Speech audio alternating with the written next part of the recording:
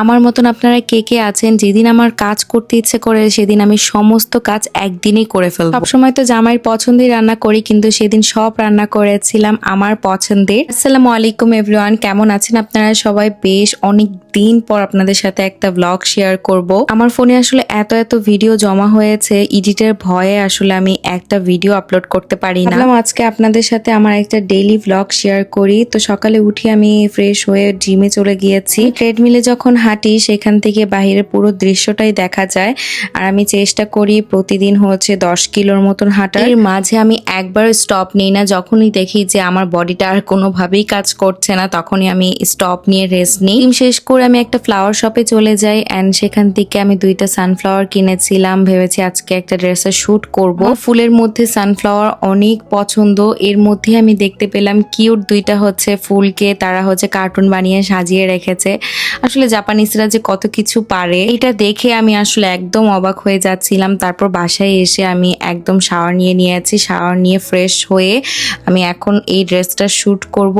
অনেক সুন্দর একটা ড্রেস। এদিন আমার মুড অনেক বেশি ভালো ছিল আর আমি একটা মেকআপ টিউটোরিয়ালও করেছি এই লুকটার। আপনারা এই লুকের যদি টিউটোরিয়ালটা দেখতে চান অবশ্যই আমার ইউটিউব চ্যানেলে চলে যেতে হবে, মনোস লাইফস্টাইল। অবশ্যই আমার কমেন্ট সেকশনে আমি লিঙ্কটা দিয়ে দিব, আপনারা জাস্ট লিঙ্কটা ট্যাপ করলেই ইউটিউবে চলে যেয়ে সেই লুকটা দেখতে পারবেন। আই মেকআপটা সেই দিনের আমার বেশ পছন্দ হয়েছে। এটা আমার একদম সিগনেচার একটা আই লুক। সেদিন কেন জানি অনেক বেশি আমার ভালো লাগছিল। আমি জিমও করেছি, বাসার অনেক কাজ করেছি, নিজে রেডি হয়েছি, সাথে রান্না বান্নাও করেছি।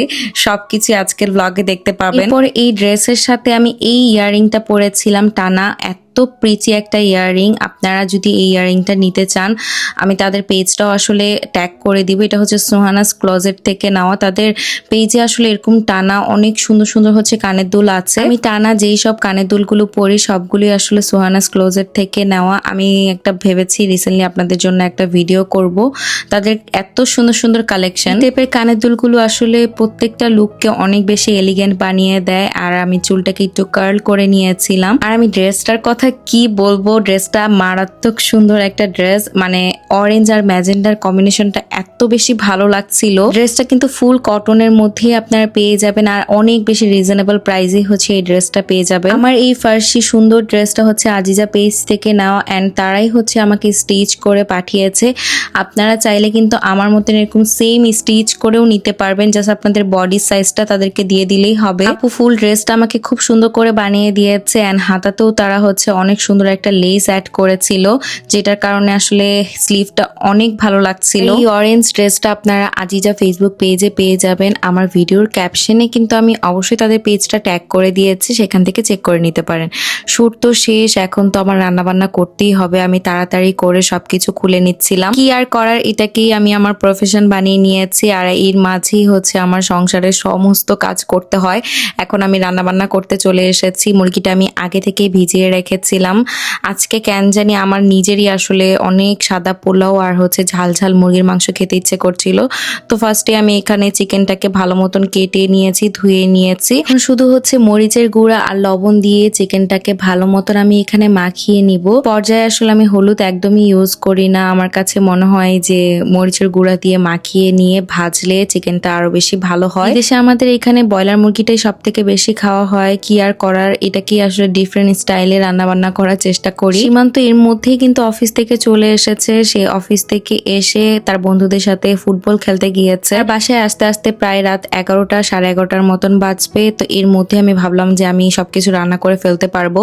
এক চুলায় হচ্ছে আমি মুরগির মাংসের যে মশলাটা সেটা কষাচ্ছিলাম, আর আরেক চুলায় আমি সাদা পোলাও বসিয়ে দিয়েছি। এদিক দিয়ে আমার চিকেনটাও ভাজা হয়ে গিয়েছে। এখন জাস্ট মশলার সাথে হচ্ছে মিক্স করে রান্না করে ফেলবো। আমি সবসময় আসলে বেবি চিকেনটাই বাসায় আনি, এটা খেতেই আসলে বেশি মজা। আমি একসাথে 2টার মতন চিকেন রান্না করে নিয়েছিলাম। বললাম না আপনাদেরকে, যেদিন আমার আসলে কাজ করতে ইচ্ছা করে যে আমি কত কাজ করি। এরপরে ভাবলাম এর সাথে যদি একটু চিংড়ি মাছের কারি করা হয় তাহলে কেমন হয়। তো ফ্রিজ থেকে তাড়াতাড়ি করে চিংড়ি মাছগুলো ভিজিয়ে নিয়েছিলাম। এখানে 6টার মতন চিংড়ি মাছ বের করে নিয়েছি।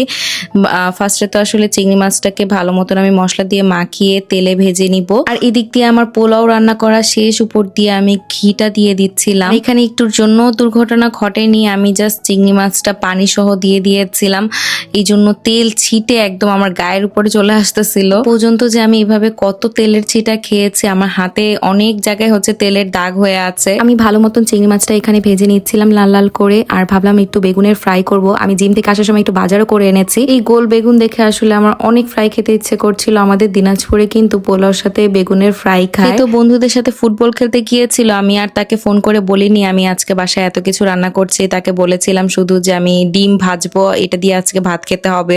কি রান্না করলো তুমি? পোলাও। I am Brazil. আজকে 3টা গোল দিছি আমি। আমার অলমোস্ট রান্না করা শেষ, জাস্ট চিংড়ি মাছটা আর বেগুনটা ভাজলেই হচ্ছে হয়ে যাবে। এর মধ্যেই সীমান্ত চলে এসেছে, তাকে বললাম যে তুমি ফুটবল খেলে এসেছো, তুমি যে একটু ফ্রেশ হয়ে নাও, আমি সবকিছু করে ফেলছি। আমার বেগুনের ফ্রাই খেতে অনেক বেশি ভালো লাগে। আমি আসলে গোল গোল বেগুন দেখে আমি ভেবেই নিয়েছিলাম এটা বাসায় নিয়ে যে বেগুনের ফ্রাই করবো। আর এদিক দিয়ে হচ্ছে আমার গলদা চিংড়ি রান্নাটাও হয়ে গিয়েছে। আমি সব সময় আম্মুকে হচ্ছে এভাবে ভিডিও কলে রেখে আমি রান্না বান্না করি। অনেক সময় অনেক কিছু আমি বুঝতে পারি না, আম্মুর কাছ থেকে জিজ্ঞেস করে করে আমি করে ফেলি। সীমান্ত তো বলছিল আজকে কি বাসায় কেউ আসবে নাকি, আমি বললাম যে এত রাতে কে আমার বাসায় আসবে, আমাদের খাওয়ার জন্যই আসলে এই রান্না বান্না করেছি। আমার বাবার বাড়ি বিক্রমপুরে হলেও আসলে আমার মার বাড়ি তো দিনাজপুরে, তো আমার বেশিরভাগ সময় আসলে দিনাজপুরেই থাকা পড়েছে। বলতে গেলে আমি দিনাজপুরের মেয়ে। আমাদের দিনাজপুরে পোলার সাথে আসলে ভেন্ডি ভাজি, বেগুন ভাজি, আলু ভাজি এগুলো খেয়ে থাকি। সীমান্ত একদমই বিশ্বাস করছিল না যে পোলার সাথে কি আসলে এগুলো খাই কিনা। আমি বলছিলাম যে তুমি খেয়ে তো দেখো একবার কত মজা। রান্নার রিভিউ দাও। খুব মজা হয়েছে, বেগুন দিয়ে ফার্স্ট টাইম খেলাম, আসলেও খুব মজা হয়েছে। মজা লাগতেছে না? মজা লাগতেছে। সাজেস্ট করবো এখন সবাইকে খাওয়ার জন্য। বেগুন দিয়ে পোলাও আসলে মজা লাগে। ভাই আজকের রান্না প্রত্যেকটাই অনেক মজা হয়েছে। আপনারা কালার গুলো দেখলেই বুঝতে পারবেন যে রান্নার কেমন হয়েছে। তোমার হাতে রান্না মজা আছে। এই রান্না খাওয়াই তো তোমারে পাগল বানাই ফেলছে নাকি? শুধু পাগল না, মোটা বানাই হয়েছে। এই ছিল আমাদের টোনাটনি সংসারের ছোট্ট একটি ব্লগ। কেমন লাগলো অবশ্যই কমেন্ট করে জানাবেন। সবাইকে আল্লাহ হাফিজ।